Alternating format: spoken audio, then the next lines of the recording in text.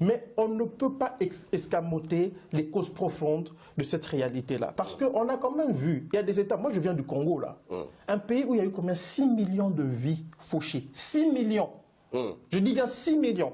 Essayez de vous dire que le Congo-Brazza, le Gabon et la Guinée ont disparu comme ça. Ça c'est au Congo-Brazza. Et ça continue. On n'en parle pas. Il y a une responsabilité tant au niveau africain mais aussi à l'extérieur. Et la responsabilité extérieure est beaucoup plus importante. Parce que si on n'avait pas déstabilisé la Libye, nous n'aurons pas eu ça. Nous n'aurons pas eu la déstabilisation du Mali, qu'on semble oublier. Nous n'aurons pas eu la déstabilisation du Sahel, puisque cette région-là est polluée par des groupes armés de toutes sortes aujourd'hui. Mais on l'a vu, vous êtes politologue, vous avez entendu le président Alpha Condé dans l'élément qui est passé, il a dit « Nous étions contre les bombardements. » Exactement. Nous étions farouchement contre cela. Il y a une chose qu'il faut dire. Il y a une chose qu'il faut dire. Les chefs d'État africains étaient contre le bombardement de la Libye.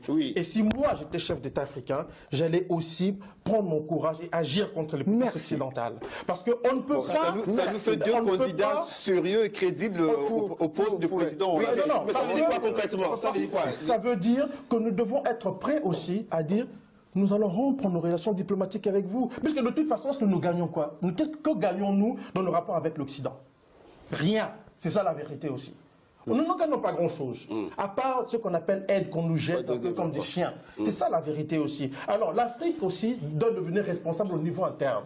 Parce que parfois, il y a des déstabilisations qui se font dans nos États à l'interne, où des chefs d'État jouent le rôle de sous-traitants des intérêts étrangers pour déstabiliser leurs voisins. Vous voyez, le problème est beaucoup plus complexe. Parce que quand vous rentrez dans l'arène géopolitique, ça devient très complexe. Absolument. Alors vous avez des responsabilités tant sur le plan interne qu'externe. Et parfois pour... essayer de juguler tout ça, c'est assez complexe. Mais la chose la plus importante, c'est au niveau des populations africaines. Cette conscience historique qui s'installe, qui va permettre aux populations africaines de se prendre en charge.